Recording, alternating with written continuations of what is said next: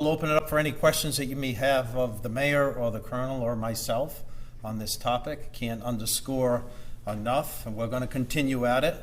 If you carry a crime gun, if you're going to commit a crime in this city, the police officers will aggressively interrupt your intentions. And we will seek the fullest sanctions before the court. This has got to stop because this leads to everyone's danger. And we're going to continue to do what we can to stop the shooting before it happened rather than investigate. Questions? Can you give an example of at least one of the seizures that took place? You mentioned foot chases or whatever it may be. There were maybe more than one gun in their car in their possession. Can you give an example of one of those? I'll give three quick ones. Right after shots fired incident and within a half-hour span, there's a great car stop down in the south side. The shots fired happened on the other side of the city, and a dangerous individual is apprehended and a .25 caliber firearm is seized. The other example I'll use is the last one of the night, where it involved individuals who were in a nightclub, one nightclub in the city. We later capture that on camera. They go to another nightclub in the city, Club Ibiza on Summer Street, 5 to 6 shots fired, and right around the time the shots are fired, two very alert and focused police officers see a car fleeing that area, heavily tinted windows, high rate of speed, onto Broad Street towards the downtown area. They pursue that vehicle, and the vehicle ends up in the downtown area right around midnight. Actually, it wasn't the last one. Right around midnight, where they crash into two parked vehicles. The occupants of the vehicle flee on foot. 4 occupants flee on foot. There's 2 policemen. They have to make a decision. They're not going to catch all 4 as they separate. So each of the police officers apprehended an individual. That's tremendous police work. And one of the individuals had a gun, tossed the gun. So one policeman gets him, alerts on the radio, a gun has been tossed. The other policeman gets the other individual. Once the rank and file troops arrive, they go back to the vehicle and find a second gun. And it's chaotic, it's hectic. There's thousands of people in downtown Providence. It's chaotic, a little bit of mayhem, but they stay focused. 2 great apprehensions, 2 guns seized, 2 individuals seized, and the other 2 in the vehicle. We'll find out who they are, and that investigation continues. And the last one of the night, a sergeant, Sergeant Murphy, who is an absolutely outstanding police officer, and he's a great mentor to the young women and men in this police department. He's already made a gun arrest earlier in the night. Comes in the station, finishes his paperwork, completes roll call, goes back out there, and he's working overtime. He's back in the nightclub district off of Broad Street. He sees something amiss, stops a vehicle. The individual gets out, flees on foot into a backyard, over a fence, up the stairs. The sergeant chases him up the stairs. The individual's trapped. It's not his house. He turns around, comes back down the stairs, pushes the sergeant.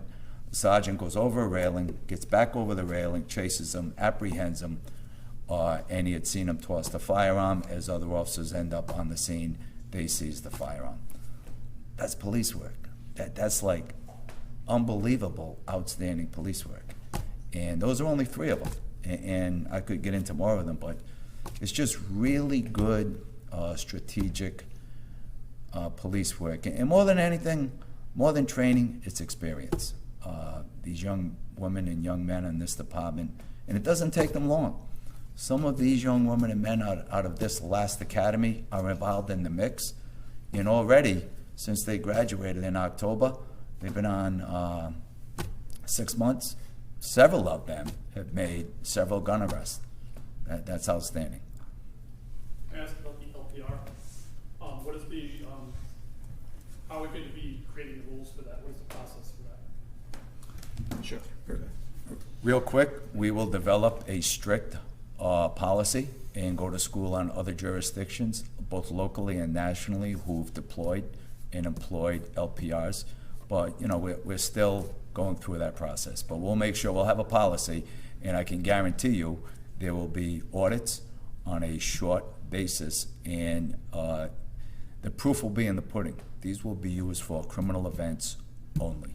The ACLU has criticized Cranston in the past for not having public input and not having legislative input into the final rules. And I was wondering what you thought about that. Sure. So as we develop the policy, all our policies are online. So they're obviously available to anyone that wants to come and look at our policy and also opine and give recommendations. So we know it's really important that we get it right. Look, these are in major cities across the country. We don't have to, re-establish the rules of engagement. We're going to follow the best practices. So people's concerns about their privacy are protected. This is for crime and connecting vehicles with other crimes. We've seen in 2 jurisdictions here in this state.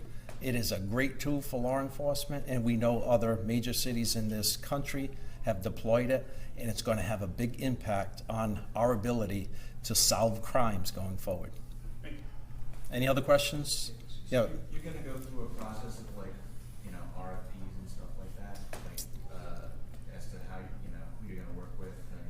Yeah, when we procure this service, we'll go through the procurement services when we engage in a contract. We have a pilot program right now that this is what we're trying to launch in the next 3 to 4 weeks. So it's not costing the city anything. It's a pilot program. It's for 12 months, but it's limited in the number of devices that they're going to put in the city. But as we go through that process and see I believe the absolute positive effect on public safety, then we'll be seeking for a permanent agreement where the city engages in a contract, but that is in the future.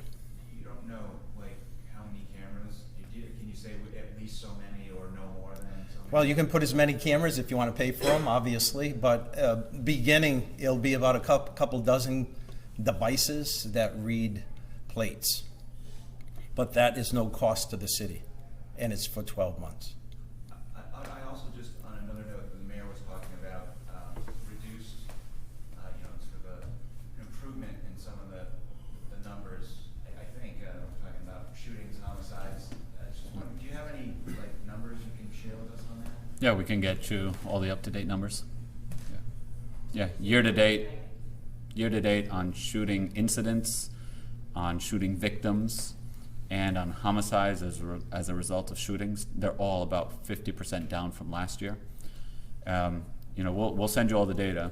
2019 was, a banner year in terms of the lowest number of shooting incidents, shooting victims, and homicides as a result of shootings that I think the city has ever seen. You got to go back to, maybe the 1970s for it to get that low.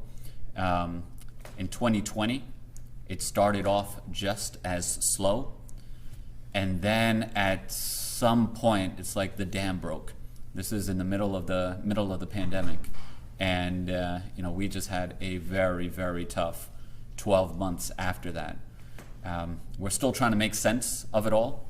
What exactly led to it? I will point out that I believe that there is a close correlation between shooting incidents, shooting victims, and shooting deaths, and the number of guns that are out there. There was a buying spree when the pandemic first hit, and then during the social justice protests during the summer, there was yet another spike of gun sales. We believe that straw purchasers have a lot to do with this as well. And if you remember, there was an incident where something like 83, 84 guns that were purchased by one straw purchaser were making their way directly into our streets. And the timeline of this coincides. No one knows exactly why it spikes so quickly throughout the country. A common thread seems to be the sheer number of guns that are out there on the streets.